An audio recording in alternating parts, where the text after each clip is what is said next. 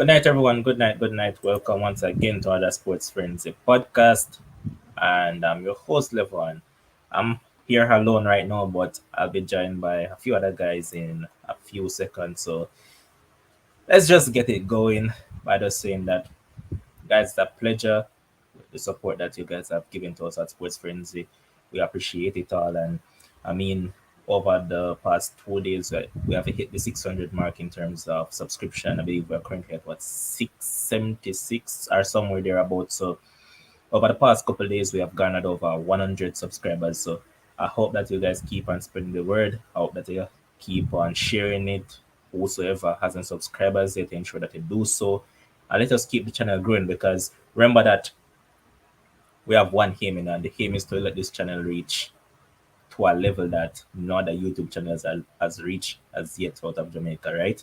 And by and large, even the world. So we want the subscription to keep on coming in, and we want to see more of you guys on the streams in the nights, because if we're here and we're giving you quality content, and sometimes we give you the fun side of it as well, although that's part of it that had to it. So I want you guys to continue to support the thing, man, and give us the support. That's what we need. So let's keep on doing the right thing, man. But um with that out of the way, you know that tonight is Friday, so you know, Friday's it already. It's EPL weekend, so you know that we're here. Well, I am here for now. Hopefully, the other guys will join soon to talk about some EPL. And I say, Jason here saying that late bugs hurry up. Here's Kevin Rose saying that they are, big up yourself. And here's Michelle saying that good night, Michelle.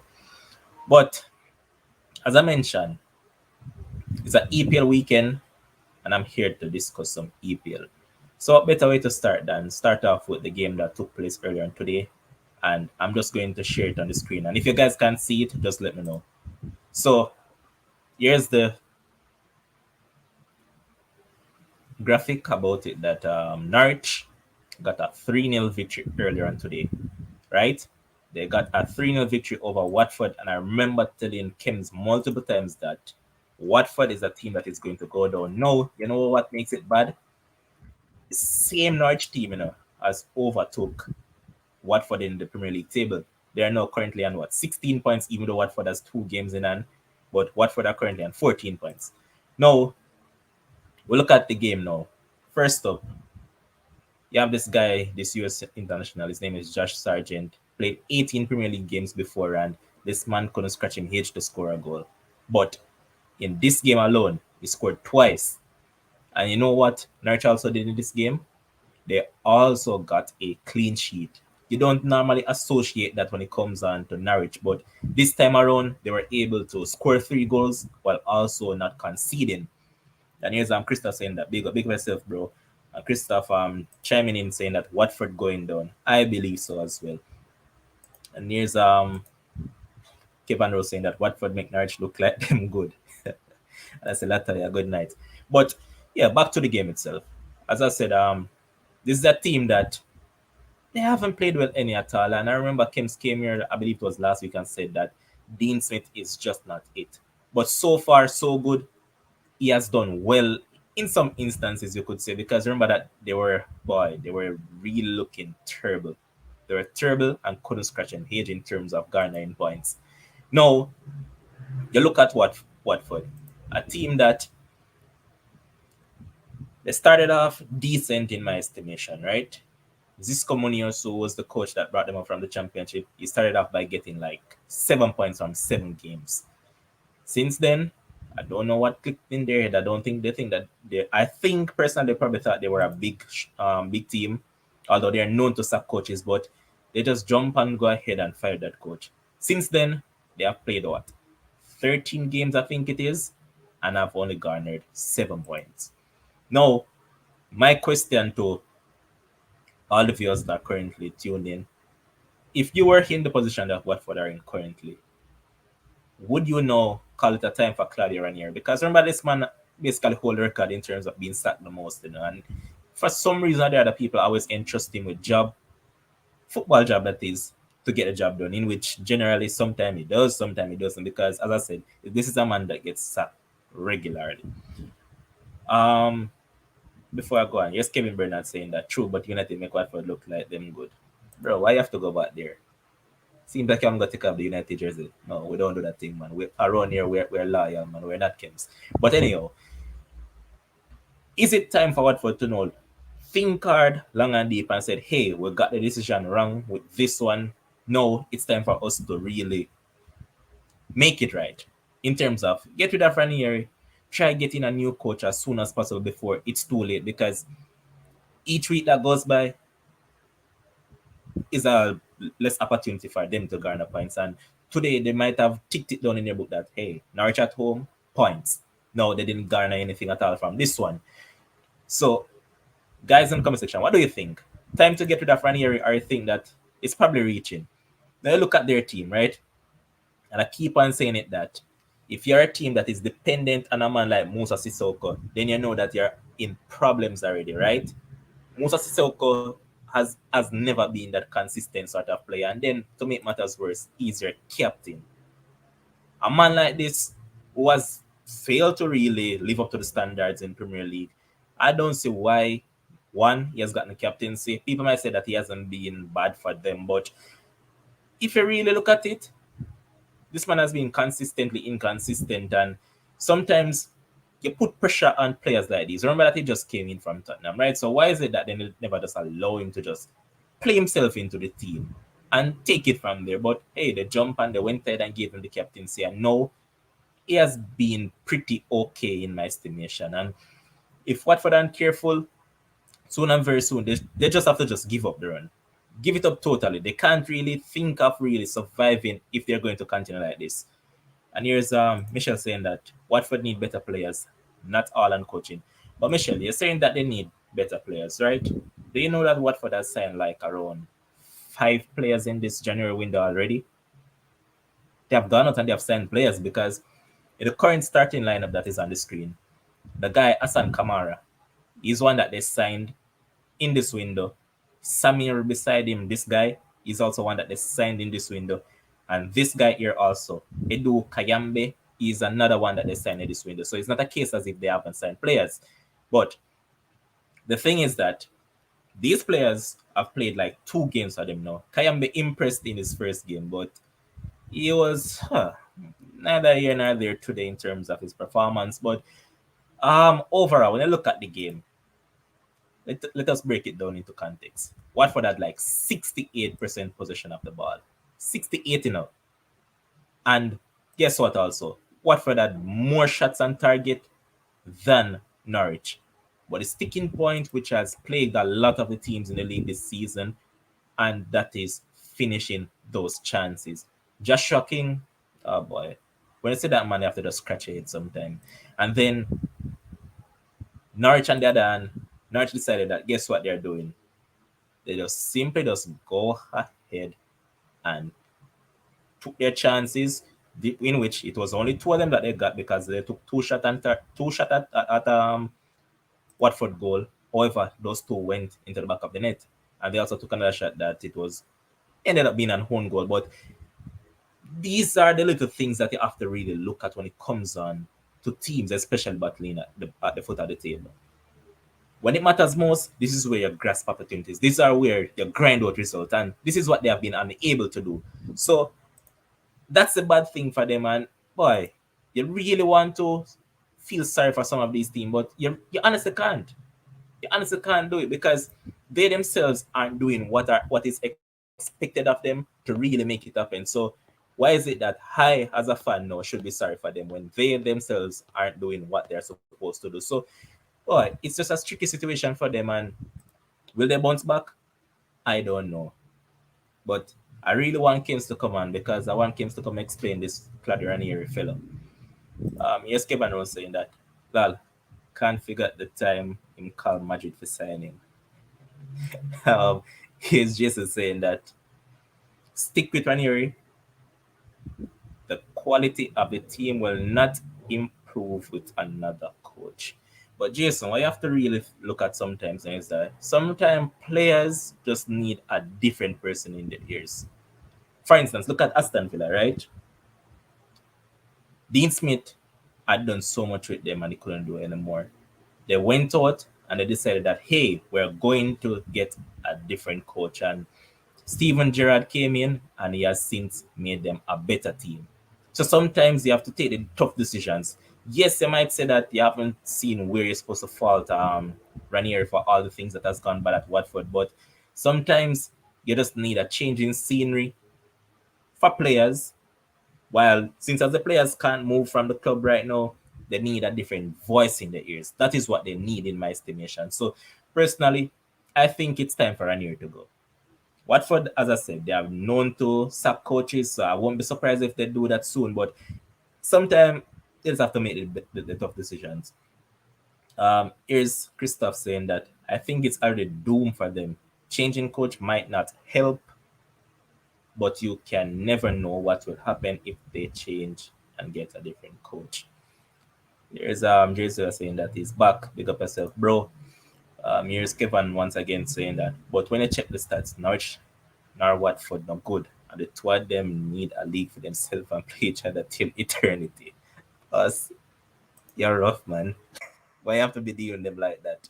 But they really need to sort themselves out because it hasn't been good for them any at all. And I personally think that Watford is one of the teams that is going to go down. And it would be miraculous for Norwich to escape. I know that all of us basically has this team to go down, but boy, Dean Smith hasn't done really bad with them so far.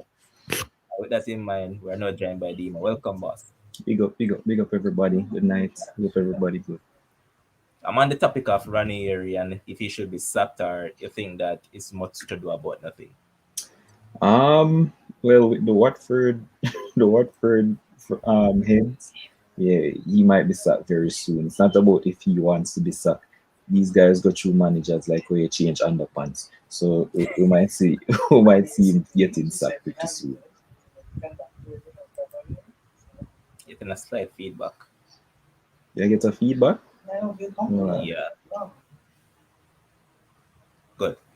But as I said, Norwich they might escape, and it would be a miraculous in terms of what Dean Smith has done with them. But all the time will tell. We're going to move forward and look at another game, and one that will be very interesting because it will be Big Dunk against Stephen G. And so far, Stevie G has done well with them, and people are saying that they really want to see him how he actually integrate players like Buendia because I think that Buendia can be the heartbeat of this team along with Coutinho. He hasn't shown yet at Villa Park, and they really need to see him step it up. Now, Dimo, when you look at him, what I really think about this guy, you think he can actually improve Buendia and the rest of players, or you think that Buendia is a player that is more mental than the play itself? Yeah, so Buendia is a funny one, you know. I think he's one of those players who one of the flair players of any team. The guy who would have drive a team with him in technical ability more than his pressing and all of these things, not the work hard type of guy. And with Gerard, you watch Rangers and you know so Gerard want everybody to work hard and everybody to be involved in the game. So I mean I don't know how he's going to use him. He's going to just bring him on when he needs some creativity in a game or make him be a passenger in some of the games to be that flair player because he have a lot of players around him who can also make the difference. So Gerard might just be make him be that passenger kind of player, the flair to bring the creativity, and then everybody else around him, you know, the Watkins and the Ings and all of these guys will do the pressing and stuff. And with Coutinho there as well, it also I think it's going to bring out the best thing going there if they play alongside each other. So yeah, man, I think Gerard can do the work. I'm not sure if you're seeing the graphic on the screen clearly, but all right. For the previous match week, that was match week 22, because we are currently at match week 23 for most teams. When they actually made the team of the week, so to another guy from Aston Villa, and this is a guy that you know that I have a lot of time for, Jacob Ramsey. He also made the team of the week. So Baller. it's a case of they have not played badly under him so far. They have played good, and if you to ask questions like one, Leon Bailey hasn't settle in this team as yet because of Mm, injuries or whatever not, but he hasn't gotten a chance to settle in his team. So when he return, do you mm, think that he'll be have to fight in tooth and super nail? sub. Oh boy. Super sub that boss. Leon Bailey, I don't think Leon Bailey will crack the starting line. Or maybe Gerard will just use him for certain type of games. Because he use certain type of players for certain type of games. Maybe that's how he'll use him. But for getting to the best 11 of a Aston Villa team right now, I don't think Leon Bailey will just walk straight into it and command the automatic spot. And you say Gerard doing well, but every time he come up against a big team, they play well and stuff, but they end up coming out at the wrong end of when they play against the big team. So I mean, if he beat all of the smaller team then who him expected to beat, then he'll do well at Aston Villa. Yep. As showing on the screen currently, they expect that Gerard is going to go with Martinez, Matty Cash, Courtney House because I believe Kansa is still out injured. Taron Mings, Lucas Digne, Jacob Ramsey, Douglas Luiz, John McGinn, Buendia, Coutinho to get a start, and Watkins, and they'll be playing a 4-3-2-1 formation. So interesting time ahead, and what better way to join in? Right, yeah, join at the perfect time, bro. We're talking about your Villa team. Um, I just basically give the lineup that they basically predicted on the screen. So, would you make any changes, or this is the team that you'd work with tomorrow? Oh, I'm trying to take a look and see. All right, so I'm just run through it quickly. So it's Martinez, Cash, House, Mings, DNA, Magin, Luis, Ramsey, Coutinho, Buendia, Watkins. Yeah, no, definitely, I wouldn't make any changes, and um, I would love, obviously, I never watched all of Gerard press conference today because whatever, but hopefully, Coutinho, him can pick up where he left off against Manchester United. I know, Gerard say he wasn't starting because he wasn't match fit, but I think, he has some days, some nice preparation in between. I was watching some drills and the man looked really sharp. And against this Everton team, what a better way than to get your first start for Villa. So I think he'll play some good football, and I'm just really looking forward for a Villa performance. But that team that you just listed out, I think that's a perfect team. I wouldn't make any changes at all. Yeah. Levon, I kind of feel sorry for Target. I don't think he was having a bad season, And all of a sudden, the man bringing Dina and Target just Total bones upgrade, again. bro. I think Target is better defensively, obviously. Yeah, yeah. But boy, Dina is just so good going forward. I guess he But just guess what, Demo? And this is what Gerard really wanted to. Remember at Rangers, this man strive on attacking fullbacks. And if you look at the game right now, this is something that I was really looking at keenly today, and something that I think you have said it before. Listen, these modern day fullbacks, you wouldn't really classify them as fullbacks based on how they play. Because, all right, look at Trent, for example. You'd expect to see these men on the wing overlapping all of that, but no. Based on how today's generation is, they tend to cut inside, and that is where they are the most dangerous. yep. Teo Hernandez at AC Milan is another prime example. That man came out and said that people might expect the old-fashioned sort of left back and all that, but no, the game has changed, and he sees himself as a playmaker right now. So imagine a left back playing as a playmaker, and I believe that is what Gerard sees in DNA. Versus Target now, he's defensive minded, so Exactly. he won't necessarily fit into the system that he's trying to get at.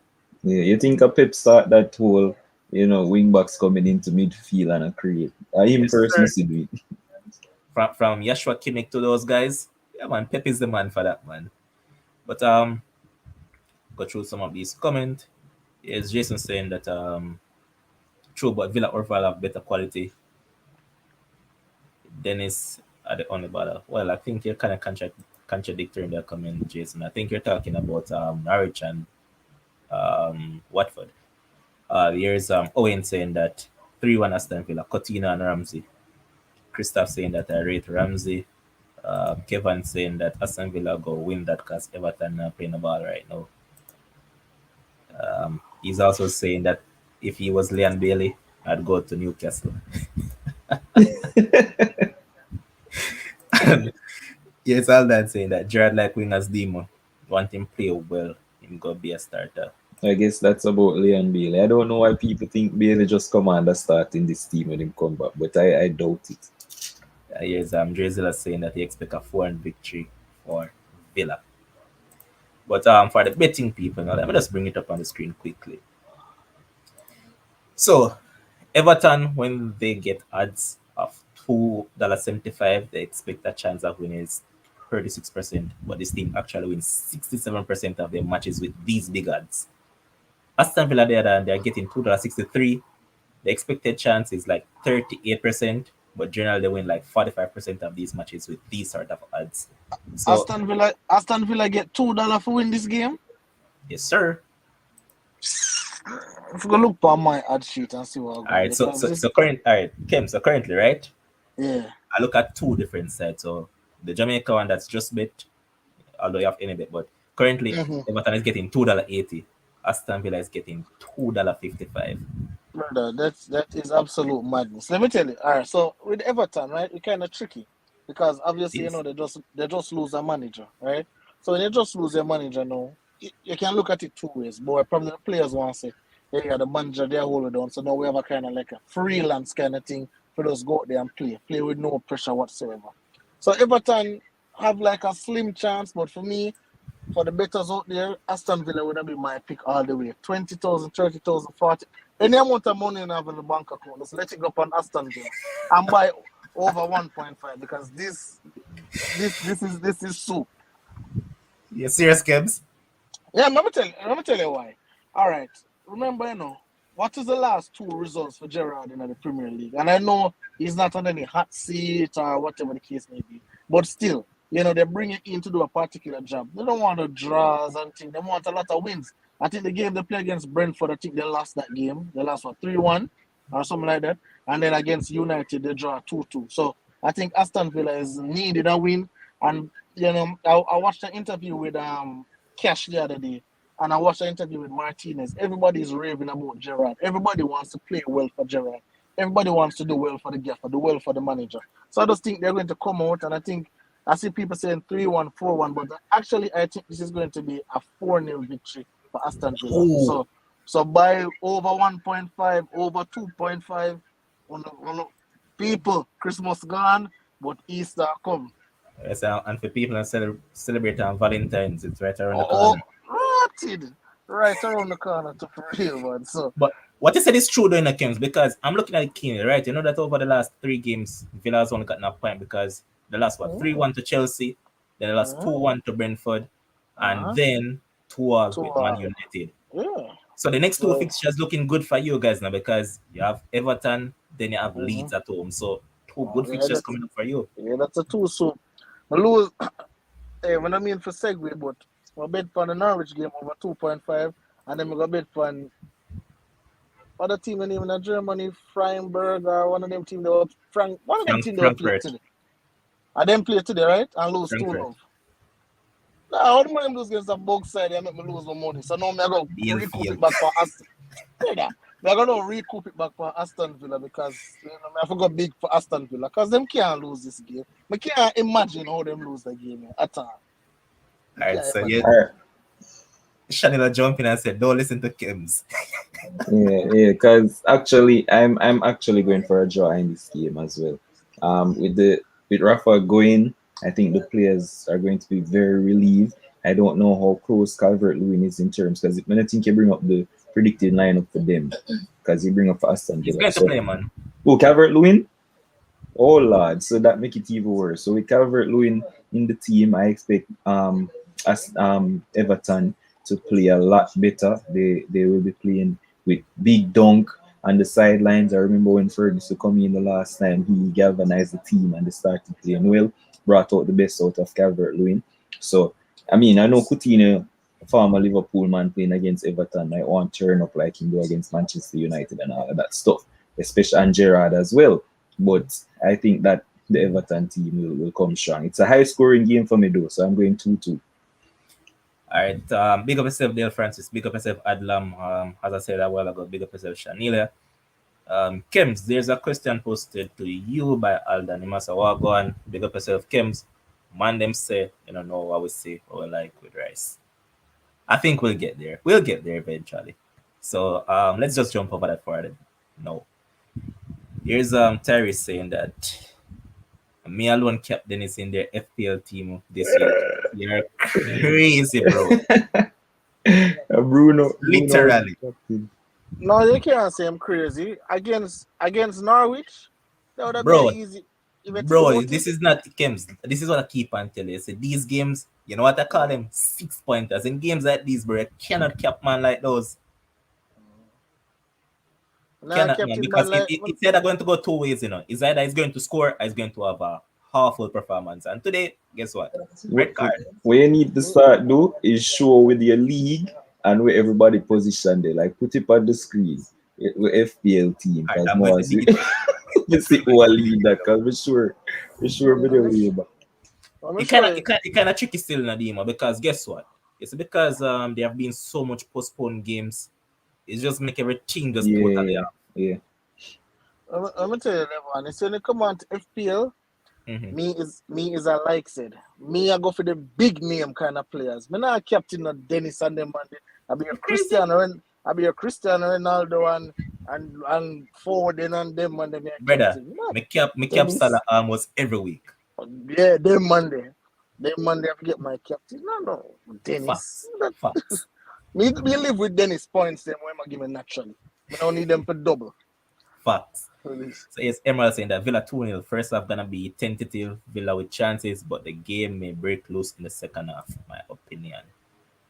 Let me go a further. Yeah, that's it for there. Next up, we're going to see Brentford taking on Wolves, and Brentford desperately need some points. I don't like how they're sliding down. And I mean, they would played Man United in that first half the other day, and they should have been 2-0 up easily had Matthias Janssen been better with his finishing, but wasn't to be. They're sliding. I hope they turn it around. But all right, let me just run through it quickly. Um, Kims, go ahead. What do you think about this one? It's a tough game because again, I feel like I record coming here and say the same thing about Wolves each and every week. Wolves is not a team that is going to beat themselves. You have to really come and beat them. And with the form that Brentford been on, obviously we spoke about earlier. So they beat Aston Villa. I think that was Villa beating themselves more than Brentford beating them. And we can say Brentford should have been up 2-0 against Manchester United. Fact of the matter remain at the end of the day, that when the final whistle blew, it was 3-1. And they lost. So against Wolves a very polished defense, a very disciplined defense. You're not going to get those chances that you get against Manchester United. So any little half chance, 50% chance, 60% chance you get, you must put those away. And a team, and I know the coach come on him rant about Manchester United big club, blah blah blah blah. But at the same time, you still have to produce results, right? And if Facts. you go up against Wolves and you want to tell them say you play better than them, but at the end you get a 1-0 from Wolves, that's still an extra loss in your column. So I think Brentford need to be more clinical. I believe that is something that we have said from the start of the season. Of course, they play a particular way and they know how they want to play and they know how they want to execute. But I think right now Wolves have a little momentum going for them. And I know we said last time, so where's the goals going to come from? But they find a way to score. Even if a one goal and them lock it down, them find a way to score. And what I noticed with Wolves have no problem drawing nil all with you. They will draw nil all and be If you very need happy to. with the nil all draw and just go sit down. But Brentford, I think Brentford right now, I think they're feeling a little bit of pressure because they were comfortable at one point, but no, they're not really getting all that great results. So, but I'm picking Wolves to win this game. I'm picking Wolves on 2-0. All right, Demo. Yeah, we try to seeming to be on the move. He wasn't getting a lot of game time from the start anyway. And seems like Tottenham is getting their man. I'm not sure if he'll be playing. And like I said, I've said since Foden's came back, he has looked awesome and he has galvanized Wolves are going forward. And with him there, they've been scoring goals. So Brentford, like I told you guys, we slapped them. When we slapped them, they've conceded like what? Probably like 10, close to 10 goals in the space of 3 games. And it's not looking good for them. They're conceding a lot of goals. So I'm going to go for a Wolves victory here as well. And I'm going to go 2-0 to Wolves. All right, so far this season, Brentford has conceded 36 goals and they have only scored 25. So they need to up that The ante. last three, how much goals? So we get them 3, you get them 3, that's 6, and them lose heavy before us as well. I don't remember who it was. Or man, it's easy to find. But they must ship goals like, especially since the keeper they got the other one Rhea. All right, so there it is. So Southampton gave them 4, Yes, Liverpool four. 3. Yeah. Yeah, so So it's like 10-2. 10. It's 10-2. Yeah, That's crazy, man. facts. But for the betters now, because I want you guys to win some money, you know. So it's saying that Brentford, where the odds are $3, the expected chance of winning is 33%. So the expected is like 33, but they do way worse than that. It's like 31. Wolves on the other hand is just the same. When the odds are $2.60, the expected chance of winning is 30%, but this team actually wins 33%. And if we are remembering correctly, Brentford got the better of Wolves in the first time they met in the Premier League. So I think Wolves probably want to take back some revenge because they got beaten at their own home. So I think they want to turn it around. Star is saying that he's going with a 1-0 victory for Wolves. But Kems, I'm not lie, bro. You see, this weekend the odds are looking juicy, man. Because I just mentioned the Wolves is getting $2.60, Brentford $3.05 to win, and the Jazz like $3.05 as well. Damn. But we're going to move on to the next game now. One that I really expect that will be a goal fest, and it should be an entertaining one, and that's Leeds against Newcastle. Now, Dime, look at these two teams. Newcastle desperate. When I say desperate, I mean desperate. I mean, I'm not sorry for them, yeah. But boy, I see this one going this time. Yeah, I think Leeds are rounding up into some. Well, they catch a little bit of Harrison scoring a hat trick, kind of unheard of. Rafinha on fire, and Leeds. I mean, they're still conceding a lot, but they're scoring now, and so with this game, boy, I hate to say it, I don't think Newcastle will have enough. Obviously, Saint Max will be the man as usual, and with Chris Wood in the team as well, you looking for him to hold up the ball and bring people in play and all of that. And I mean, they'll get goals against this defense, and I don't think Leeds defensively are very strong. And Melier seems to be the standout a lot of the times because he's making a lot of saves as well and keeping them in games. So the defense shaky, but I'm going to go for a 2-1 win to Leeds. Newcastle to continue the plummet. Okay. Kems, we look at this one now, right? And you ask yourself questions. Bielsa has been without quite a few players and some influential players. Uh-huh. Yes, he has been getting the hard result here and there, but with this guy, number 5, Robin, right? Um, would it be better served if Call the man last name the boss. So man name Robin. there's wrong with this guy, man? Yeah. Yeah, man. We But know we are time, man. Yeah. would it be better served if they probably switch to a back three, knowing that they have deficiencies in the midfield? So you counter that by stacking the defense somewhat. Because yes, Stuart Dallas has been doing decent here and then in the middle, and Matthew Spick doing decent here and there. But if you were in this position, would you have switched to a back three just to stop the goals from coming in terms of the amount you concede? Well, let's be honest. If they switch to a back three, back five, back six, back seven, I believe Leeds will continue to lead goals against a team like a Newcastle. Now, I don't think it have to just be an all out war between the two teams because obviously Newcastle need points and obviously Leeds, even though they're injury riddled, they're really trying their hardest to continue to get results and in order to stay up because even though they're kind of safe right now, it's really and truly not safe if we really look what's going on because a lot of teams below them have a lot of games in hand as well. For this game, this is it. A lot of persons talk about Saint Max and Chris Wood and all these kind of ballers, right? This is the game where you must step up. This is a game where you must step up. This is a game where you must show your class, right? And I agree with you, Levon, when you say you don't feel sorry for them. This is like a man who is a millionaire and him lose $20,000 and me go feel sorry say him lose that money. Newcastle is a rich club. If them go down to championship, they'll be all right. They'll be right back. But this is the kind of game, and Rafinha has been superb this season. I've always said Leeds will go where Rafinha goes. And if you have St. Max on one side, I don't believe there's nobody on Newcastle right now who I will say, hey, you will lock down Rafinha. You stop Rafinha from doing what he's doing. I think Rafinha will run Newcastle to shreds. I think this game is going to be very high scoring, as you said. I think it's going to be a 3-all draw.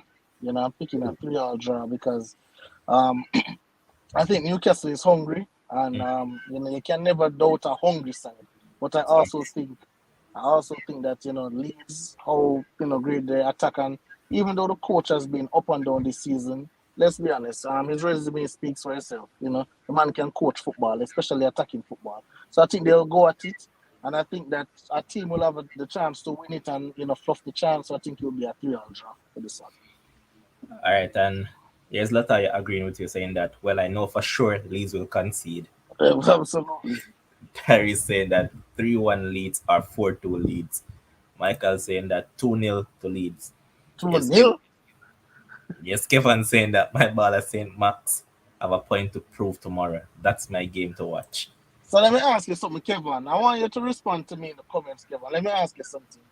So, what is the point that this baller is going to prove tomorrow? What game can this baller have where we can say this is a good game against a lead side that don't have the best players, don't have the best defenders, obviously, and a team that can't defend at a high level. So, if I'm hearing about setbacks, what I've been hearing all year round, I'm expecting 2 goals, 1 assist, 1 goal, 2 assists, 89% completion passing, 12 take-ons, 15, 20 dribbles. Those are the things I'm expecting from this guy. And I'll be watching this game keenly, to see exactly what he's going to do. So tell me, Kevin, do you agree with me that that is the standard that you set for your baller? All right. Yes, Drizilla saying that Newcastle to win tomorrow, and Michael responding to you, Kim, saying that yes, 2-0. And Shanila saying that Leeds won't get a clean sheet. If one thing we know about them, they're definitely not going to do that. I'd actually be really surprised. In terms of betting wise now, say that when the odds are $2, the expected chances of Leeds winning is 50%. And they have done way worse than that because they have just gone to 42%. Newcastle, on the other hand, when the odds are $3.75, the expected chance of winning is 27%. But this team actually wins 37%. So they have won more than they have actually lost out on when it comes on to getting these big odds. And if we are really taking the head to head into factor, the last time these two teams played, it ended in a 1-all draw. So you have to really think through these bets before you go through them. Next up, we'll see Man United taking on West Ham. No, I think I'll take this one on first, since I'm the United fan here. Yes, sir. So first up, I see people still making noise over Cristiano Ronaldo's diva behavior and whatever not. Today I saw some new reports saying that he actually said to Ralph that why take off me and not one of the youngster?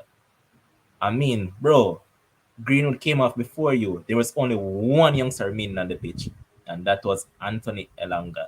Throughout the entirety of that match, that you made more runs than you, and he attacked way more than you and defended from the front way more than you.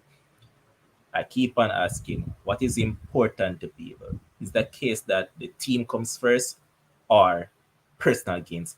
I know that his fans is going to tell him, but that Brentford were chasing the game now, so they were going to open up and this was the opportunity to score and whatever. Hey, guess what? United went up 2-0 against Aston Villa. This is where Aston Villa would have opened up, and this was his chance to actually go. Well, he never played that game, but this was where they expected that they would have stepped up and yeah, they would have scored more, but that wasn't the case. They conceded two, giving To, the draw.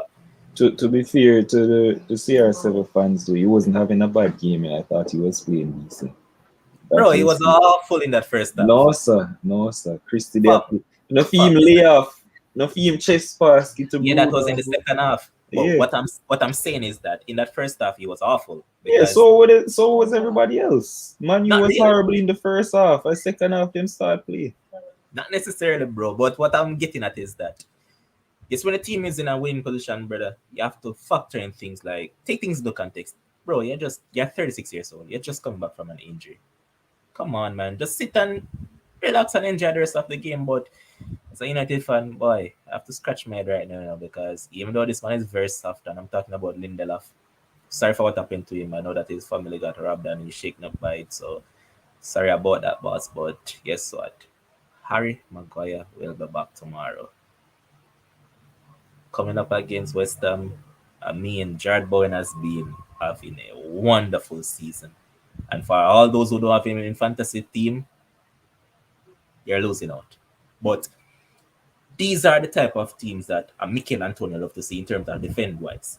Because I mean, Maguire is soft, man. It's just like he's not much different from Lindelof. So Mikel Antonio, if he decided that he's going to play like he did before he got called for Jamaica, because since the man got called for Jamaica, it seems like in come here come talk to two Jamaican women and then kind of fluff him lines and all of that. So he's not the player that he once was. But otherwise from that, I'm looking at this game and David Moyes generally against big teams isn't that good. His record is not that good. But this season he's trying to change that. I mean he beat what? Liverpool and he also beat what? Chelsea, I believe it was. So they haven't really done badly. And if memory serves me right, he was the one that knocked Man United out of Carabao Cup as well. So he has gotten results against big team this season. And well, Man United is not really a big team right now. But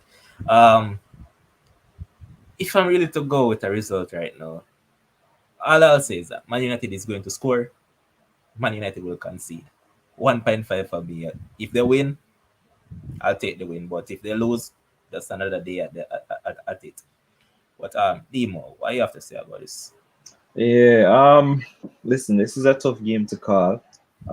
Obviously, old manager coming against his old team, probably feeling that he wasn't given enough time, meaning probably pass it and gone still, but you never can tell. So, like you said, this season he's doing well against big teams, and West Ham, obviously, they lost to Leeds, and they could have had an equalizer from said Bowen that you're saying having a great season, and he headed over, well, shouldered over the post to not get the draw for his team. So, I mean, I'm sure they'll be looking to bounce back. Nobody expected Leeds to beat them, and so coming up against Manchester United, boy, they're on a high after beating Brentford. So, I'm going to go for a draw in this game. I can't say a winner. Um, People might say, West Ham going to win, but I can't say a winner. I'm going to go for a 2-all draw in this game. Okay. Games. Um, so to touch quickly on this CR7 point, and I've said this about Russell Westbrook every time. When when a particular player has a resume, I don't know why I believe when they come to a particular team, then that resume is going to change. From we've known Cristiano Ronaldo from he became quote unquote CR7, he has always been a selfish player, always put himself before the team, always put his brand before the team. With that being said, I really like how Mr. Press Conference really stood up on his 2 feet and said, hey, well, hey, guess what? I understand what the player is feeling. However, when he becomes a coach and these tough decisions have to be made, then he'll understand, but I have to make the best decision for the team. And he also referenced the Aston Villa game. So I really like that from Mr. Press Conference. All right. Now about the game itself. And I know you said that Jared Bowen has been on farm, but even when that man not on farm, when he sees Manchester United, I don't know. If you watch over the years, when that man see Manchester United, that man happy. That man go on him runs, do him little trickery, do all of them something there, and tired out the defense. And worse, Maguire just coming back, and I know the Maguire lovers going to say, oh well, no, give him a little bit of time. There's no room for time for you all Manchester United fans, right? However, I'm picking a Manchester United victory for this one because finally Mr. Press Conference get out of that 4-2-2-2-2-2-2 formation where Mao is coming from. Finally he's being a little bit flexible. He's understanding that, hey, you can't be stubborn in the English Premier League. This is not over Russia or wherever he was. You have to be able to be flexible. So I think United will win this game. I think West Ham will pressure them as every team has done. But I think, as lucky as United has been, I think they'll find a way to win this game. And I'm going Manchester United 2, West Ham 1. I put Antonio in my FPL team because I know he's going to score against this Manchester United team. So I put him in there quickly. But I think United will win 2-1. Yes, Drizzy is saying that Maguire will be tackling his teammate as usual. Facts. I hear Michelle saying that battle for fourth place match, both teams will take it very serious. Yeah, it's a battle for fourth place, and as we mentioned in a previous podcast, it's like what 5 to 6 teams battling for that. Those are the two positions. So, boy, But it's a rough let's battle. not.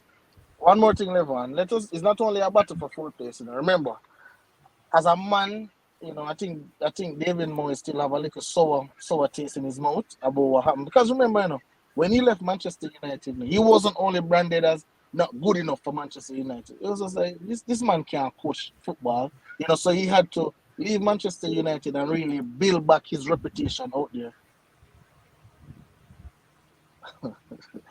Yeah, well, the girl in our voice, go. So check me out. This track on here. Yeah. So he had to build back his brand. He had to Mhm. build back his brand and show that okay, he can really coach in the game of football and can coach in the EPL. So nothing would sweet David Moyes more than sticking it to Manchester United and give. But I don't think he'll be this time around. I don't think he'll be this time around. What did that guy ask about Rice? He had said something about Rice. Remember that question? Yeah, he was asking that a lot of people don't really rate him so because they're asking what is the big deal about him. But I think Alden probably missed the previous podcast that I think you touched on him a bit that you said that he Yeah. lacked consistency and we're saying that that's not the case. Yeah. So Yeah. I think Alden, all all I right. need to do you want to address it? Yeah, I mean, for Sure. me, again, and I go back and I look at, because I'm tell me say I'm consistent and so. So, I go back and I watch some YouTube, I watch some games and so. And I'm saying sometimes, he's in the game, like, yeah, as a midfielder in the game and so. But for me, again, I'm looking at the price tag that is given to you and your productivity. I'm not looking at, okay, well, you're playing for West Ham and your productivity. No. So if $100 million, I need to see $100 million productivity. Bro, stick Each up and in there. Remember, says David Moyes wilding right here. David well, Moyes is the one that branded him as $100 million baller. and I But and I bet you if them put 100 million, Manchester United will pay 100 million for him. I bet you any money. If they pay eighty not five right now. million dollar, if they pay 85 million for Fridge, they will pay 100 million No for man, Rice. they're not going to. You know why? The same man Why? that referred to as Mr. Press Conference, he's not going to allow them to do that craziness anymore. But I personally, I'm a fan of Rice. I never liked this guy initially, but yes, the more I see him grow, is the more I get to like him because these are the players that sometimes you don't see the work that they do in games. And what he has also developed this season is that box to box start of midfield I'll that agree he with that. I'll in agree with terms that. of creativity has gone up and helping out with the attacking third has gone up as well. So that is what I love to see about him. And personally, for me, this guy would fit into any top club right now. But I saw some comments up here that I skipped over. Let me go back because the guy actually answered to you, Kim. So he's saying that Kevin was saying that yes, something like that. Him have to step up tomorrow, and that is in reference to Oh, Saint Max. He's saying that okay. they might look up the Saint Max tomorrow. Him have to take it to Leeds at them star baller. Oh, okay. All right. Well, everybody will be watching. I'll Yep. definitely be watching. And in terms of betting preview for the game, games are good odds for you again. $1.95 for United to win, $3.85 for West Ham, a draw $3.60. Here's it saying that when the odds are $1.85 or higher, the expected chance of winning is 54% for United, but this team actually wins 63%, so they have won more than is expected. While West Ham, on the other hand, when the odds are $4, they have won 25%, and they're expected to win 25, and they have won 25. So they're All basically right. on track with that one. All right. So people, now I'll give you a bet, and it's not a win or a draw. So the bet for this game is United to score first. That is the bet for this game. So now go out there and spend on the money. Valentine's Day coming up. The woman want flowers and chocolate and everything. So United to score first. Put a little $5,000 on it, man. I'm not going to. I'm going to search for it and tell them what's the odds when I get through the next game. All So right. it will be Southampton against Man City, and Southampton at times tend to give City trouble, but based on how City is going right now, boy, I don't see who's really stopping them. So, Demo, I see this one going. 4-0 Manchester City. I have nothing else to say. Wow, Kebs. Who City playing again? Southampton at Southampton. Right now, if Ward Prowse get a free kick, you might can score one. But that's the only way I see them scoring from a dead ball situation. But I'm going to go. Long time City not put a lot in the back of the net. Long time them do 1-0 against Chelsea. I think they won another 1-0 against another team the other day too. So I think it's about time. So I'm going 6-0 Manchester City. 6-0. Wow, you're wilding, bro. The last time I tell me say I'm wilding, I was really wilding because I ate me should have picked. So I was really wilding. And here's Lataya saying that I'm nervous since Kim said that. I think she's making that comment in reference to you saying Man United will win. Because you know that Lataya was wilding on the last live that we were on saying that Kim's out. But I think City will win this game and probably win it handsomely because Southampton, boy, they have been up and down. I think they're safe, but it's a team that they need some quality players. As I mentioned before, I don't really want to go back over it. These Ward Pros and Romeo, who I know that Dima like need to step up more in these games. They don't assert themselves enough, and that's an Achilles heel for them. All right, next up, we'll see Arsenal taking on Burnley on Sunday. Now, Kems, I see this one going. Um, you know, Ars, Arsenal is that roller coaster team for me. They were going on so well, and then they take a little. They started bad, then they start upward, downward, upward again. This is a very tricky game. Um, you know, I don't see Arsenal as a physical team at all, and Burnley is very physical. Even though obviously they lost Chris Wood, they're still fighting a relegation battle. And I said it, other person said it as well that Burnley will stay up. And I think they have played. I think they have played only 17 games. I think they have like 5 or 6 games in, and on some teams. So I think it has to start here, and I think they will get a result against Arsenal. I think Arsenal has, I don't like a team with a lot of noise surrounding them.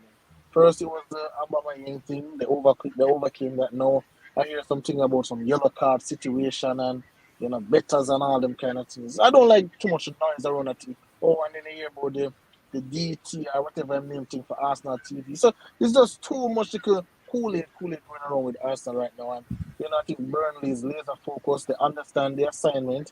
They know that they have to get points from these games, and I think they get a draw in this game. So I'm going with a 1-1 draw for Arsenal and Burnley. All right, Dima. Wow. Losing, Listen. losing what is don't mean for you to none. They don't have to depend on Mateo Vidra Yeah. and J. Rodriguez. Yeah.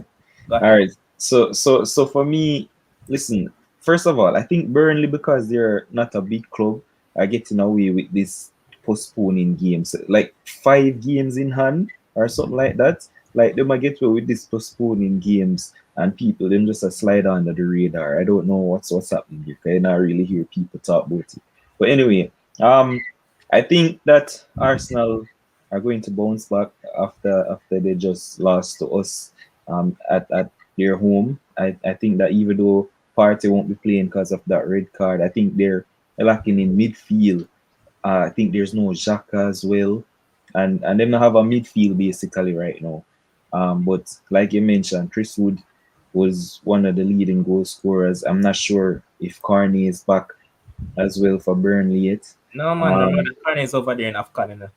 yeah, yeah, oh yeah, yeah. So he's not back, so it's going to be hard with Vidra and Rodriguez. Burnley tends to try to play a bit different because they use Vidra's speed and try to play in between the lines and stuff, and that don't really suit Burnley. It's not Burnley type of football, but it offers something different, I guess.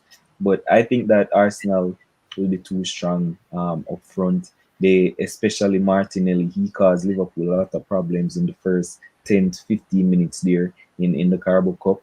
I'm expecting him to be on form again. And I think that him and Saka and Smith Rowe and these guys, they'll be too strong for Burnley. So I'm going to go 3-0 to Arsenal. All right, Kims. The thing that I mentioned earlier about United to score first, it's very cheap, bro. $1.68, way too cheap. The odds cheap, but the probability high. So Yeah, yeah, but you look, want to go, look, but look, bro. If you're going to put 5 grand on that, you're just going to gain back like 3,400 in money. That's not worth it.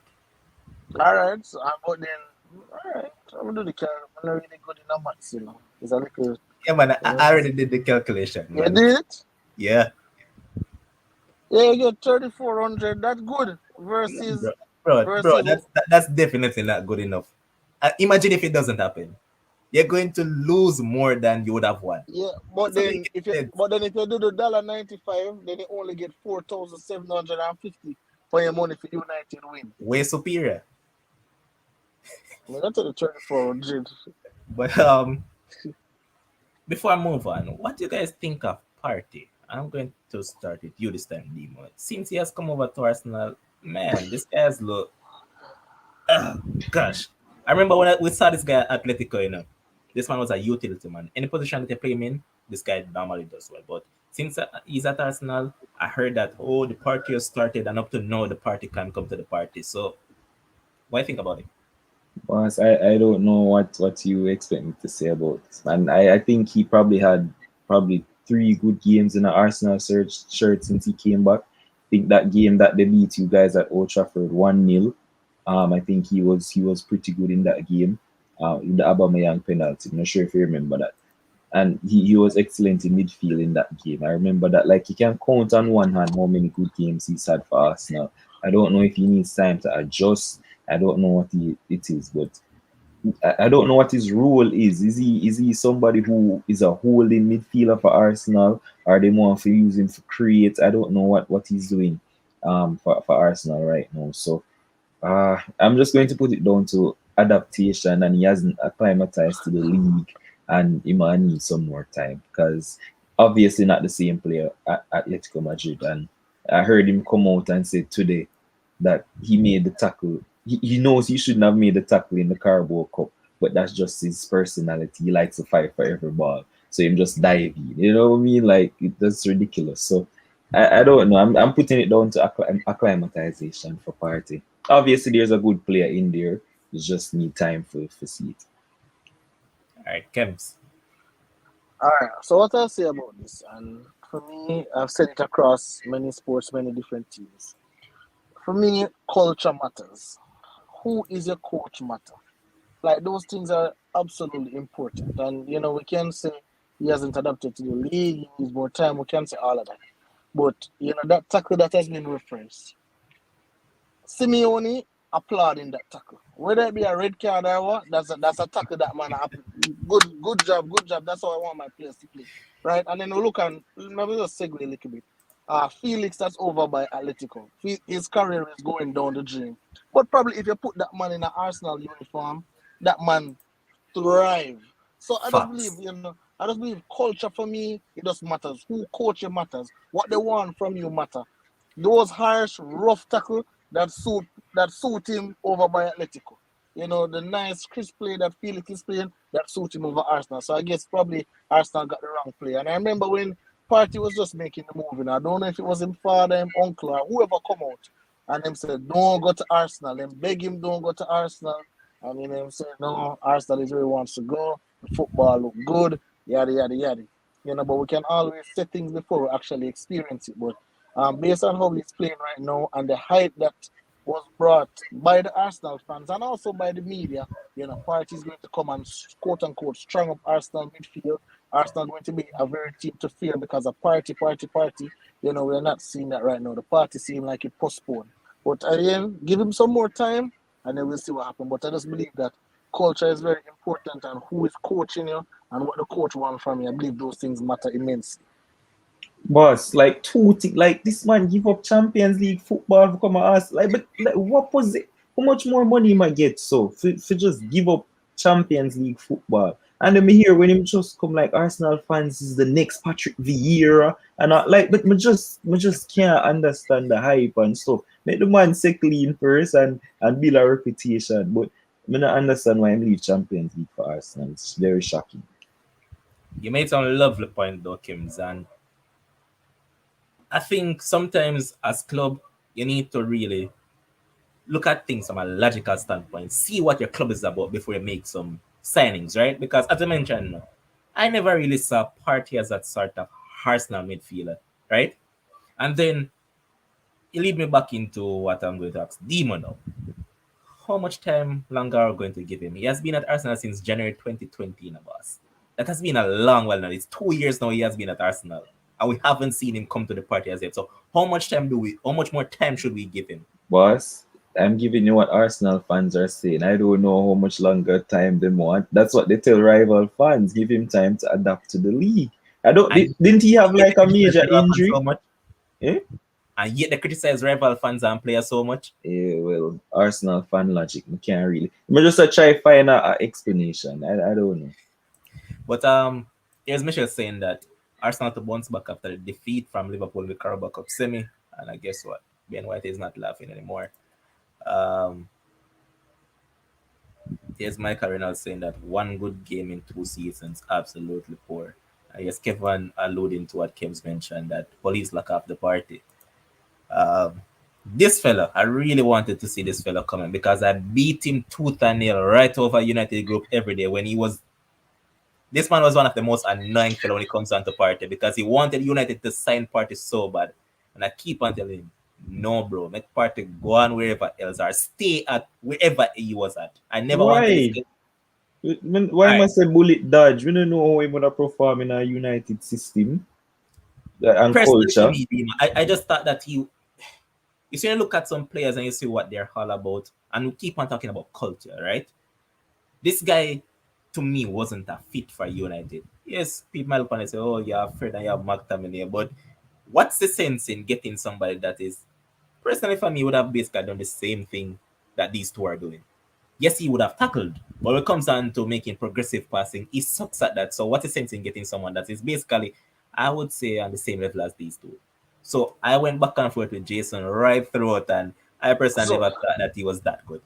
I'm gonna ask you a question, Levon, and you probably know more United history than myself. But let me ask you a question. Mhm. Party, would he be a good come for a Roy Keane? Would that be a good come for him? Where you could have said he could have played a Roy Keane role in a Manchester United team. Was that a place where Jason was coming from and saying probably a little Roy Keane role in there, a little toughness, a little roughness in the midfield? Or I don't know. I'm Possibly. just asking. Possible, but here what though, Kims. Remember at Raikin, and a lot of people don't really look at it from this standpoint. You know that Raikin looked that good because he had Skulls beside him as well, and Skulls did tackle as well. When you look at Man United midfield now, if it was Partey, it would have been Partey alone. No, are you telling me that Partey can guard Bruno and Pogba? Since as we're working with the strongest possible midfield in it, are you telling me that this guy could do all the dirty work for these two? Since as these two guys don't tackle because you're not going to get Bruno to tackle, you're not going to get Pogba to do that. So could Partey be that player to do these things? Reason why I said it, bro. I keep on saying that if United is going to sign midfielders, sign superior players to what you have. Don't go back for players on the same level or just a bit above what you have. That doesn't make any sense because you're just going to have a cluster of the same set of players, and that is what United facing right now because they have too much of the same players, and guess what? Some of them just not gonna get enough game time. Understood. Here's Michelle saying that I always say teams should not just go for the best, but should go for the best fit. That's why Pepe's goal is not dazzled by best. He always go for the best fit. I agree. When you're going for players, go for players that actually fit into your system. And I can go further and say that guess what? Klopp is one that does that as well. He doesn't just sign players for signing players' sake. He goes for players that fit into his system and his philosophy. And here's Terry saying that until the Julian Alvarez deal is completely gone. Come on, man. City is signing that guy. And it's one more player that United was linked to that is going to City. I remember this guy, Philip Stefanovic, who is also at City now, and Kai and all those guys. So City is building for the future.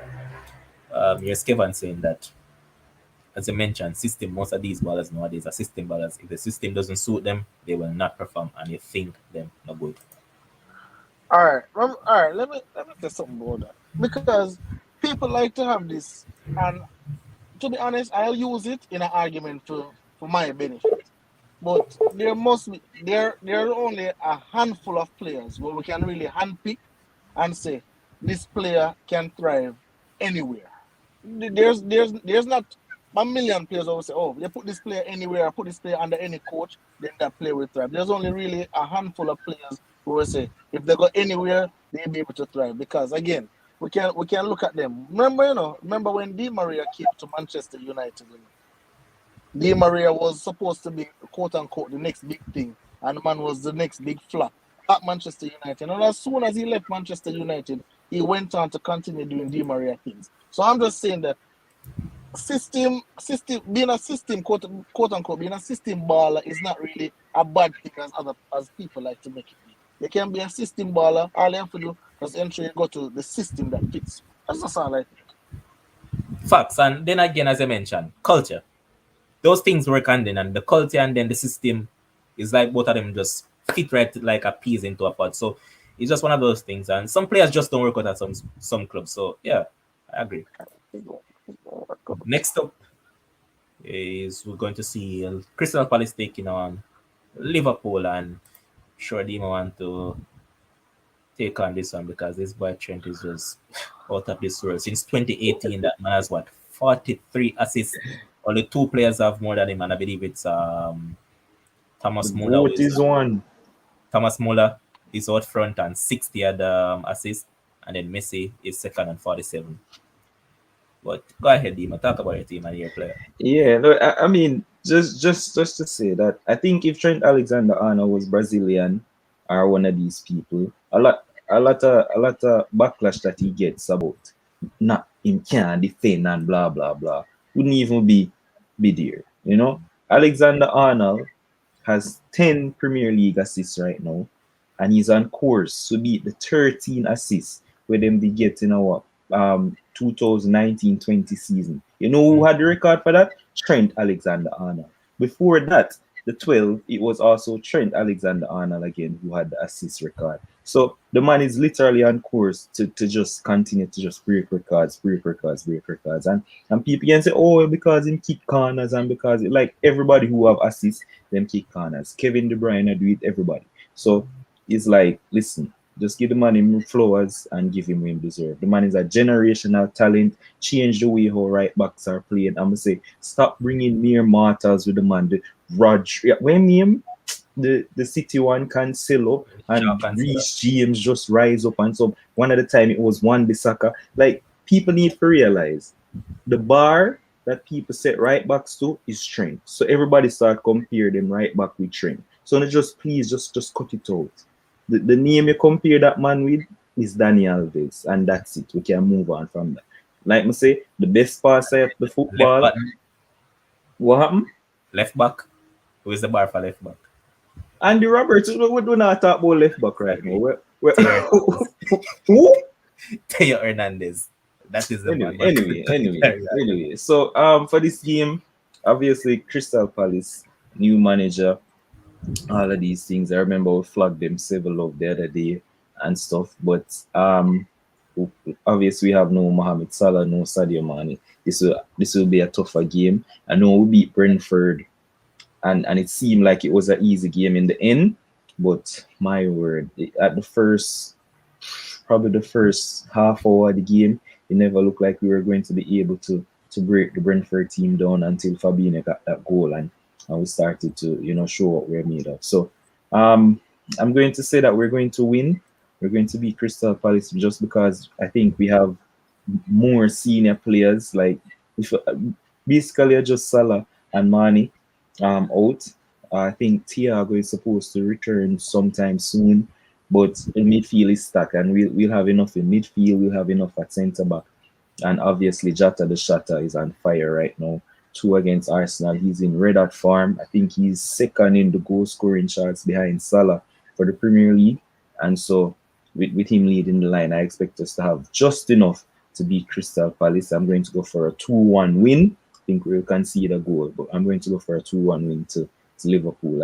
And as usual, where creativity comes from, Trent Alexander-Arnold will be right up there involved again in our victory. All right, Kebs.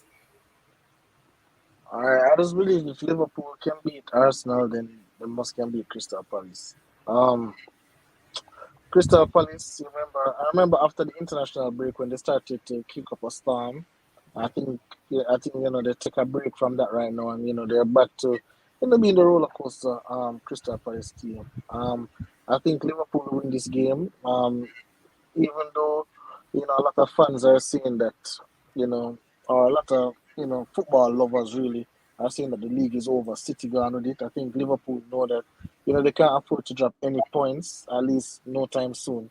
So they wouldn't want to drop any against Crystal Palace. I think they will come in with a particular focus and just on a particular mission. So I'm going with a 2-0 Liverpool victory. Okay. Brother, who is this? Who is this Michael Reynolds first in the comment section? Like, why the man that talk about still can't start over Walker in England? Like, what sense that make? Like, the man them go Euros the other day and Jack Grealish was on fire and him couldn't start for the like different managers. We just talk about systems that they play in. Different managers have different roles to different players. Like, I don't understand. Anyway, continue. I was about all right. Let me read these comments and I close out what I was about to say about Trent. So here's Michael saying that they expect a 3-2 victory for Palace. Probably he's just wilding. Here's Michelle saying that stats confirm that Trent is an attacking minded right back, but it's the same reason he seems to lose focus on defending sometimes. Um, here's Jason that's saying that cancel a bigger baller still. I agree. Massive and huge. But what I'll say to you though, Dimo, is that I think that Trent in probably the next 2 or 3 years will be a central midfielder. Not I just happening. have that feeling that he's going to convert into a central midfielder. Nah, that's not happening, brother. Time will Trent, tell. Trent, Trent, Trent, Trent started that way in the youths, not going back into midfield. Here's Kevin saying that Gallagher, Eze, and Olise didn't work out for the last time playing together. Hope then give Liverpool some trouble. Oh gosh, Gallagher. I didn't remember the Crystal Palace team, but yeah, we have to watch out for him. He's an art farm, so we have to watch out. All right, Kem. So I went back and I check on the prediction for that United game. See if people actually go with the result that you predicted in terms of the 2-1. So that is Man United to win, Man United 1.5, and West Ham to score. They put 5 grand. That's gaining you $12,000 on your money, so you'd end up winning $17,000. But let's move on to next game now. A second.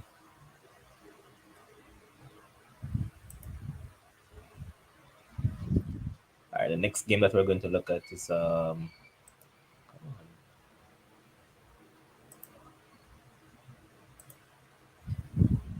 Leicester against Brighton. Leicester, oh boy, Dima hate to hear about this team. Well, kind of like to hear about them because it's Brendan Richards, but I'm going to go at this time. Kems, I know that you're still carrying some ill feelings towards this team, because why they make you lose some dollars, bro. And then they're going to play against Brighton, who are known to just go to Victoria's Secret every week. Where's this one going? Who Leicester is at home? Yes, sir. Boy, trust me. After that collapse, I don't know. Probably that's why I can't be a football manager. I don't know what I could possibly tell these players. I don't know what I could tell them for me to get them riled up to come again and a couple of days down the line after they basically had the game won and then just lose it. And again, tell them, Brighton, and I give the manager some heat based on, the standard that, you guys tell me about, and, the standard that he's on, the pedestal that he's on. But, again, after his press conference against Chelsea, I really like, what he said. He's like, hey, man, we got chances, we were probably the better team, but, I'm just happy that these guys come out to play and they played well. I love managers like that. Them always say, keep it simple, stupid, right? So you just keep it simple, and Trossard, even when he came on, he was doing miracles against Chelsea, man. And obviously, I'm not talking about Chelsea game like that, but Thiago Silva really saved them. But I think Brighton will win this game. I think Brighton will win this game. I just don't think that emotionally Leicester has recovered from that game. I think they'll come out very lethargic. I think they'll come out lackadaisical. I think they'll come out with their heads down. And I think Brighton right now is on the up. They're enjoying their football. Lamptey, who you guys like to mention, every week, has been playing some really excellent football, making those excellent runs. Um, hopefully I see Welbeck and not Marpey. I mean, 6-1, half dozen of the other. I'm going with a Brighton victory for this one because I like how compact Brighton is. I just wish they finished their chances, but it's Leicester, and they'll finish them against Leicester. So I'm going 2-1 Brighton. All right, Nemo, what say you? Obviously, not going to speak about Brendan Rodgers. I've said enough on this stream about that dude. But one thing I will say is that coming from Liverpool, I remember when he was going to leave, one of our major issues was set pieces. Like we couldn't defend set pieces at all. And him carry over the same issue right at Leicester City. They cannot defend set pieces. And everywhere the man go are the same thing. And people keep on at well, this man is a big manager and all. Anyway, so for me, Leicester City are very unfortunate. Obviously, they lose key players. They lost NDD to the African Cup of Nations and Ian Nacho, and those are two big players for Leicester City. So I know everybody loses player, but I mean for Leicester City, those are big players. And for me, it seemed like say I know I came on here and I said Soyuncu was top five in the league, but it looked like they lost Soyuncu too because I don't know what that man is this season. He has been horrible, like a shadow of himself since he's been back in the league. Soyuncu is just boy, I don't know what's happening to him this season. So I know they're playing at home. I think Brighton will obviously dominate possession like they do, and Brendan Rodgers will try to hit them on the counter with Daka Space and Harvey Barnes and all of these guys. Good to see James Justin back. So I think that this will be an even contest, and I'm going to go for a draw in this game. I'm going to go 2-2. I was just about to say it, that I'm happy to see my boy James Justin back on because that guy was on farm before he went down. This guy can play right back, left back, right wing, left wing, wherever you put him. So I'm happy to see him back, and I hope that he starts his game over Albrighton because I don't know what Roger's thinking playing right Albrighton as a right wing back and all of that. So I hope that I see James Justin start this one. But here's Michelle saying that Leicester can't seem to defend these days. Not sure if it's a quality or lack of focus or it's a fitness issue. Lack of it's quality. Soyuncu is not the same. Man. Yes, Kevin saying the same thing that echo that he used to big up the Turkish defender and give him props, but he let me down big time. Yeah, boy. Here's Tyree saying that Leicester have quality defenders, all them just off form simultaneously. Elton saying that big coach Brendan. I think well, I know you know by now Elton that this is a sarcastic comment, but he's saying that big coach Brendan will bounce back. He wins when no one expects him to. But this is a bigger miss for them though. Fofana out injured is a big miss for them. Big miss. And here's Michael saying that Brendan will bounce back to the bottom half of the table. And in the final game of this match weekend, it will be Chelsea taking on Tottenham, man. As we know that it will be Chelsea against Liverpool in the Carabao Cup it is final. So twice in a row, Chelsea got the better of Tottenham. They got 2-0 first and then they got a 1-0 victory. Now, Kems, you look at this Chelsea team, they have been up and down, and they're, as you mentioned, they're in a top four battle, not top two, not title. Um, Spurs on the other hand, as I mentioned, that was a very good win for them last time out, smash and grab, and it just put them back right on pace that if they win all the remaining games, they'll just be right there in and around that third to second position. So, with that in mind, do you think Chelsea will get the better, or you just see a draw? You see a draw screaming out from far out. All right, so obviously I just spoke about Leicester. I'll tell you about Tottenham now. Tottenham were very lucky to get those 3 points against Leicester, right? But when you take a look at Chelsea, Chelsea has beat Tottenham twice, as you alluded to. And I think the last team to beat a team 3 times in a season, whether it be whatever competition, I think it was last season. I think Chelsea had beat Manchester City 3 times in the season or something like that. I'm going with Chelsea to win this game. Obviously, Tuchel came out and he's saying that mentally and physically tired, and he said that he was going to conduct training, give the players some rest, give them some time away from football. But Chelsea seem to be, Conte's Achilles heel this season. Every time they play against Chelsea and lose, him come out and him say Tottenham is not good enough. Tottenham have some problems, yada yada yada. And in the following week, when him win, him jump up and down and run down the sidelines and boom, boom flick and all of them something. But obviously, I think it comes down to a pride issue. I wouldn't start Lukaku this game, just like how him love Inter Milan. That man love himself some Conte. So I'm not. I don't want to start this man. I don't want my striker with the opposition coach on in mind. I don't want that. Put him on the bench. Start some players out there who are hungry, who want to go out there, and try and win the game. Obviously they were absolutely poor. They were absolutely poor against Brighton, and Brighton should have won this game. But I just think that Chelsea will find something. They'll find something. They are not no Champions League. They are not no top two club. But against Tottenham, you look like they seem like they have Tottenham's ticket. They love beating Tottenham 2-0, 1-0. So I think this one, I'm going with a two. I'm going with a 2-1. I'm going with a 2-1 Chelsea victory. I think Conte gets his first L as a Tottenham coach in the EPL.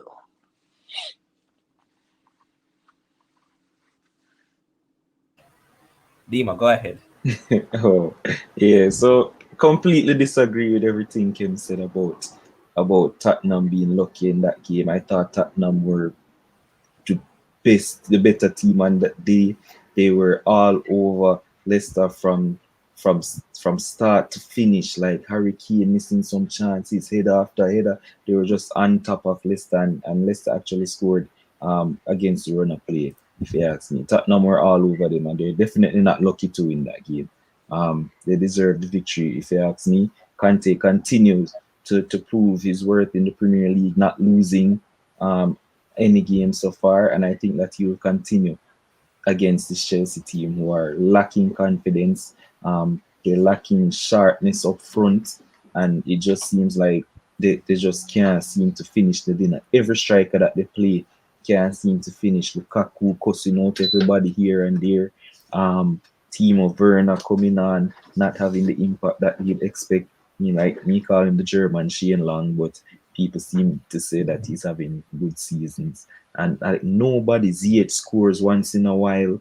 I don't know what's happening with the front players for Chelsea. So I'm going to say with Kane finding form again, I think that I think that Tottenham will win this game. I'm going to go 2-1 to Spurs and Conte to continue his unbeaten season with Tottenham in the Premier League. All right. Yes, Kevin was saying that, well, Chelsea on my side, but them attackers not ready. He's also saying that Tuchel need better players. These current ones aren't good enough. Champions Select really boss that I heard that can select three squads and beat any team on any given day. At the start. Wow. Here's Mike Cardinal saying that Chelsea will win the EPL next season. Here's Michelle saying that I guess Kim's dislike for Conte is greater than his dislike for Chelsea. But that's a wrap on the EPL. I saw a comment from Elton. Elton is saying that he would love if we discuss the situation of Barca and La Liga in general. Madrid about to sweep all honors in Spain. All right, Elton, you can X out one of those for Real Madrid. Real Madrid will not win Copa del Rey. That is Real Madrid's biggest enemy. Whenever they see Copa del Rey, they just tend not to shine. This cup is a cup that probably belongs to a team like Athletic Bilbao, and don't be surprised if they go on to win it. But first up, Emo, boy, Barca has been knocked out of every possible competition you can think of this season, and they're Mhm. languishing what sixth or seventh in the league. Mhm.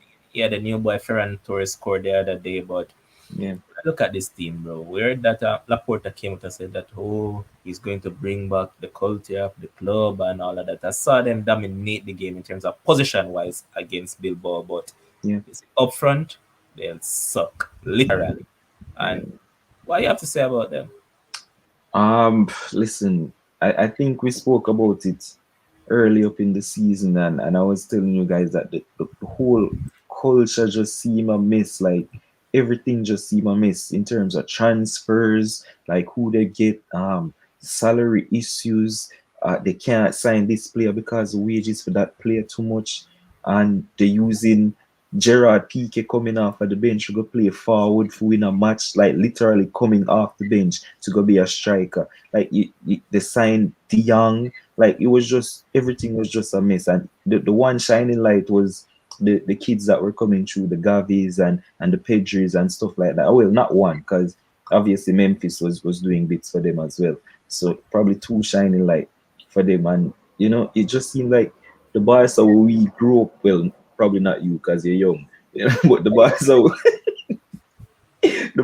we grew up and is like we just can't see this Barcelona and the one who we used to under Pep Guardiola and with Lionel Messi and all of these things.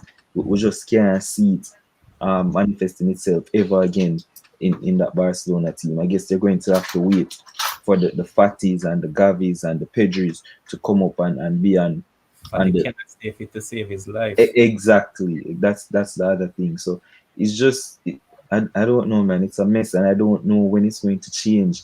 I think they, like you said, they brought Xavi back to try and get back some of that culture that they lost. I don't think that Xavi is all that great of a manager, if you ask me. What he was in Saudi Arabia, wherever it was, and he came here looking like, I don't know, the Frank Lampard when he was in his second season at Chelsea. Basically, does the same thing that they were doing before, that they dominated position, but the good Yeah, thing that you don't see it. exactly. So I guess I don't know, man. I don't see the change. And Real Madrid, they don't have no competition if Barcelona not good at it. And obviously with Benzema and Vinicius doing so great in La Liga right now, I don't see anybody stopping Real Madrid for probably a couple years. Well, Okay. All right, Kems. Now, I saw a report came out, and I believe it was the sporting director or somebody in and around the club mentioning that Ousmane Dembele hasn't signed a contract and whatever not. It's a messy situation that he's saying that if he doesn't sign the contract, if he doesn't start up whatever, they're going to basically sell him, right? Now the player came out and he said, as Elton said in this comment, I'm going to read it, saying the situation with Dembele is bad. Man accused the club of blackmailing him, right? Because they are basically saying something that is not true.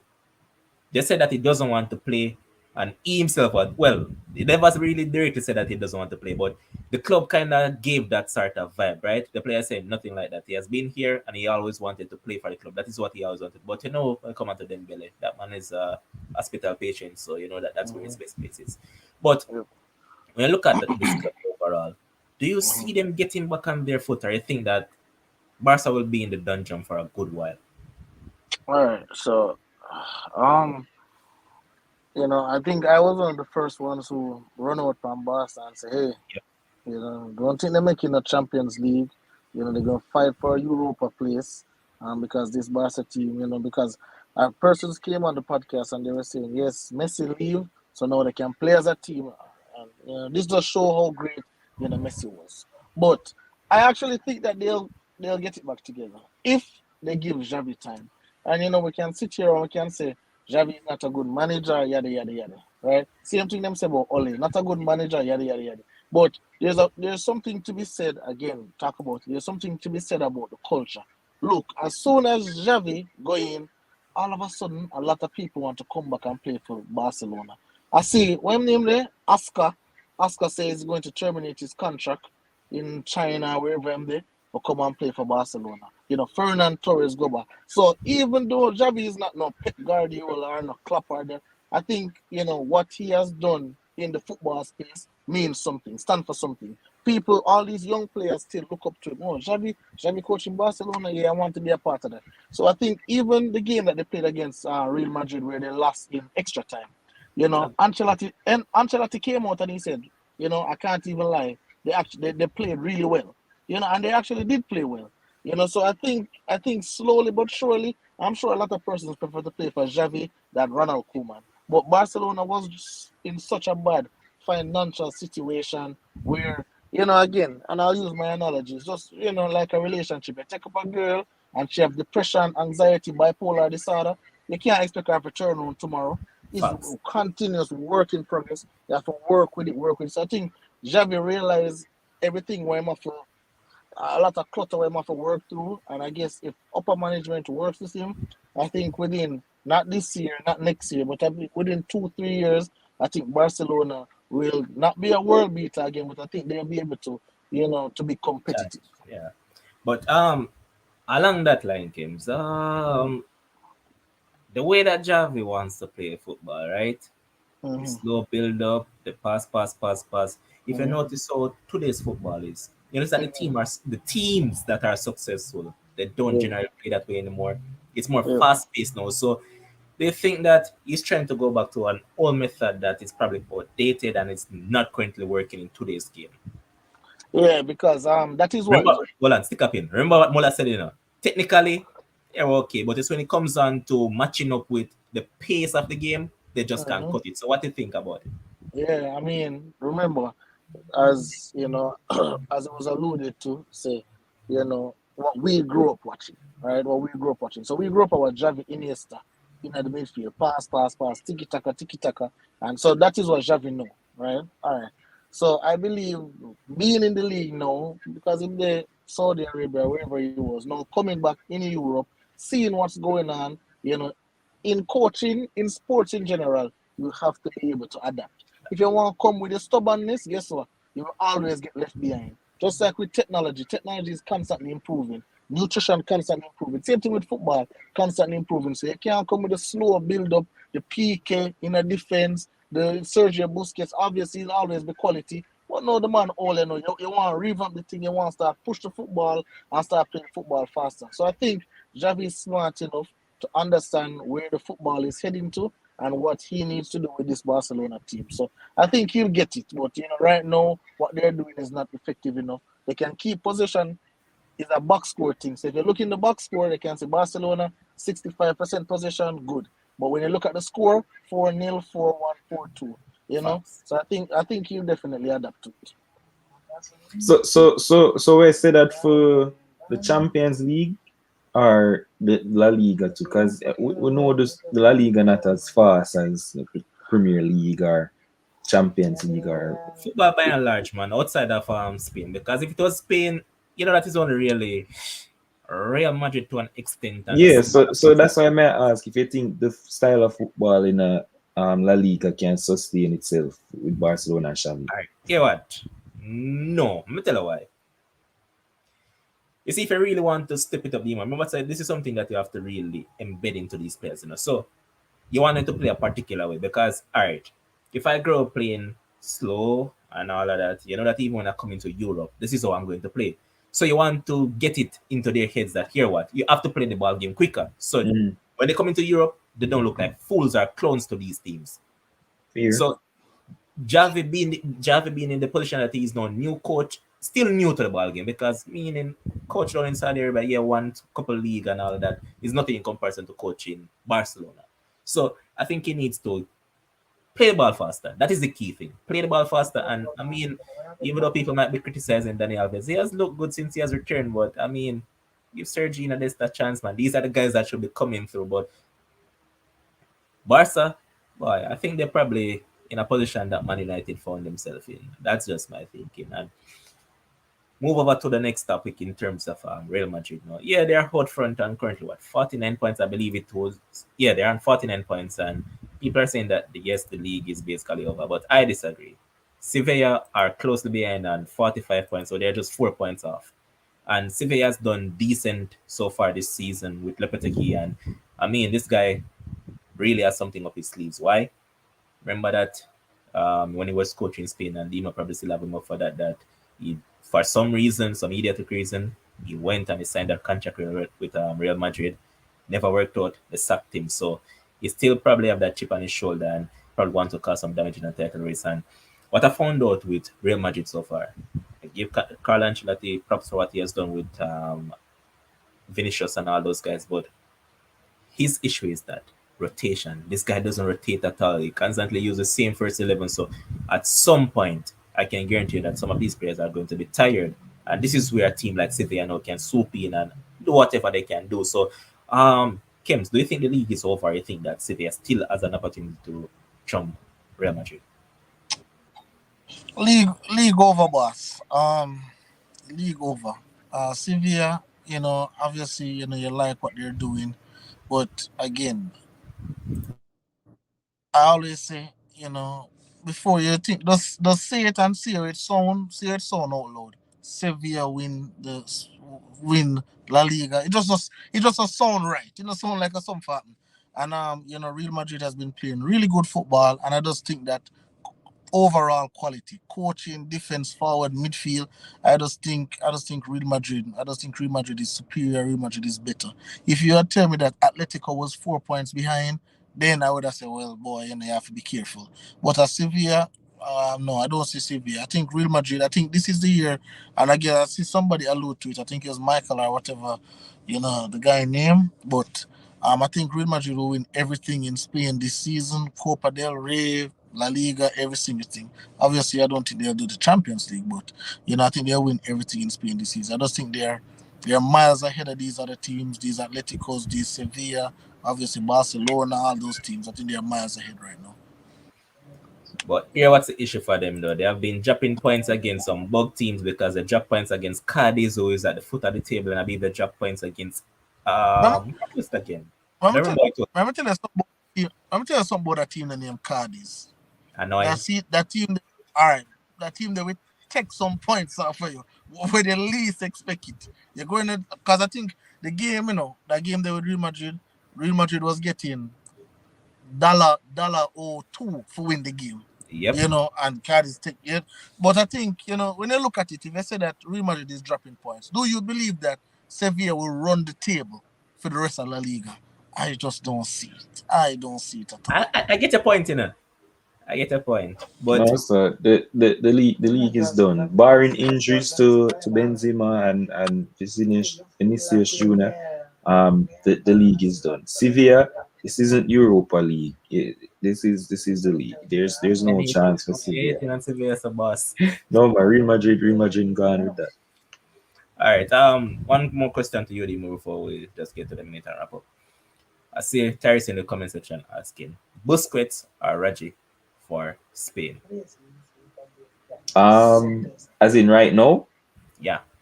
yeah, I'm staying with Busquets. Yeah, Rodri plays playing well and having a good season and all, but Spain dominates the ball.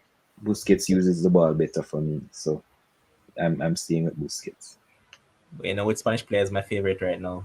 Give me Fabian Ruiz all day long, man. I just rate that player all day, all night. You, This man, you, you know watching football then, man. now, man, I rate Fabian Ruiz differently, man. This man has a shot from outside, man. I mean, I don't see anybody with a left foot that takes shot from outside the box like that, man, right now, in terms of central midfield. So I really like that guy, man. But Gavi is the man. come on, bro. They're overworking that guy just like they did with Pedri. But let's carry on. Reach that section of the show. We're going to go around the table. But before I do that, let's say we're currently at what? Let me do a quick check. We're currently at 683 subscribers. I mean, Wow. Josh and I have been doing a lot of work behind the scenes. I mean, people tell us, yo, we're not interested in sports still, no, bro. But it's because I don't know. Yeah. Part of the thing. But yeah, we are currently at 683 over the past, 3 days, I believe it is. We've gotten over 100 subs. So Whoa. love the growth. But I'm going to send this note to Rabbi and hopefully Rabbi will see the video. Rabbi, if you don't give us the 20 subs, I'm sure Kim is going to ban you from that NBA show. So Rabbi, we are looking forward to get those subs. But we're going to guard the table. Diva, your minute. Yeah, so I just want to say it's very disappointed. The West Indies under 19 team, they crashed out of the World Cup. Today they lost to Sri Lanka by 3 wickets. I mean, in the end, it was a close game. I don't think it was televised or anything, but I was following the scores and stuff. So, I mean, they lost key players coming into the game, and then Sri Lanka dominated, making the chase. So that's very disappointing. So we go to, in terms of cricket, we go to play in England, and we play India for the senior team. The women play South Africa, and South Africa are ranked second in the world. So losing to Ireland, West Indies under 19 team, crashing out, and then coming up in these series, I think the West Indies senior team are going to lose to India and England. It's not looking really good for West Indies all round, because it seems like we're gonna have a lot of L's coming up. So if you're not ready for cuss, you can start cuss right now, because just start cuss. There's not going to be a lot of victories from anybody. The women are going to lose in South Africa. The under 19s just drop out, and West Indies are going to lose to India in that series, and we're going to lose to England. So, not good times for West Indies cricket.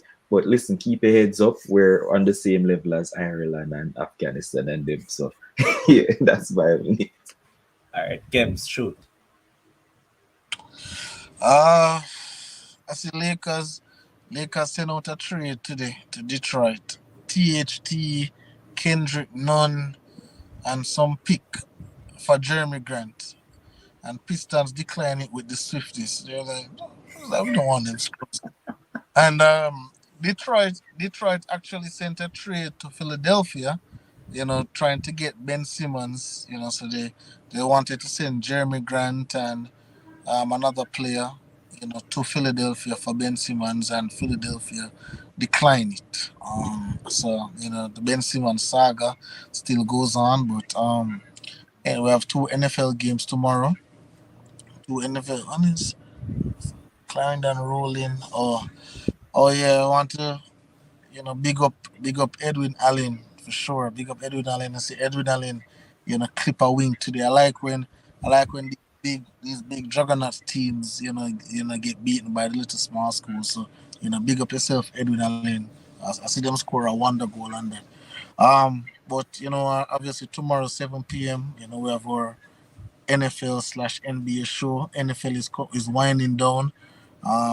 Probably have 2 more weeks before the Super Bowl. Obviously, in that Super Bowl week, depending on what level on them have going on, we'll probably be down there in Jamaica, streaming it from there. But Facts, facts.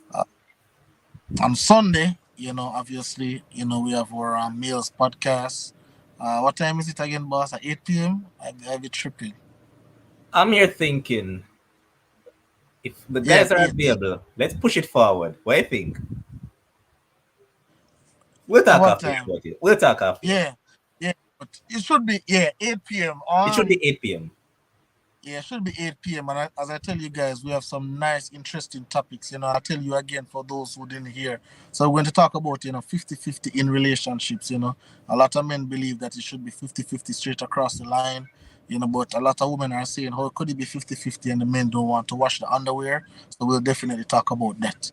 Want to talk about why does intimacy decrease, when couples live together? Why do women stop, dressing in the lingerie and start wearing the bingo underwear? We want to talk about that as well. Yeah, man, and the And big then, shirt them another again thing that that, live in huh? England. And the big shirt them and gain points that they live in England. Yeah. And another thing, we want to discuss, the guys that they want to discuss body count, because they think that body count is important when you're selecting a wife. I tell you, for me, those things don't really matter to me. I don't care what happened before You're me. lying. Just give me a good character woman, and You then we are can ride lying, out. but you are lying, and I'm going to attack you on the podcast Sunday. You are lying. So join us on Sunday. Join us tomorrow at 7 p.m.